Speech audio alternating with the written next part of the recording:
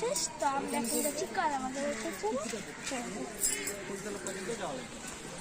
আর আপনাদের সাথে একটু পরে দেখাচ্ছি, আমরা এখন পৌঁছে আপনাদের সাথে আবার দেখা হবে। তো আমরা এসে পড়েছি কারাবাগানে। এটা হলো ডিজিটাল কলা বাগান, দেখুন।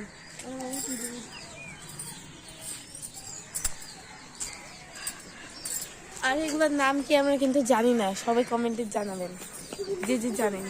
এই যে বউ নদীর কিছু পুকুর আছে, পাতা দেখুন, এই জায়গাটা অবশ্যই অনেক সুন্দর, নদীর মতো। দেখুন ওখানে কিছু, এই ওয়াও, নামো নামো নামো,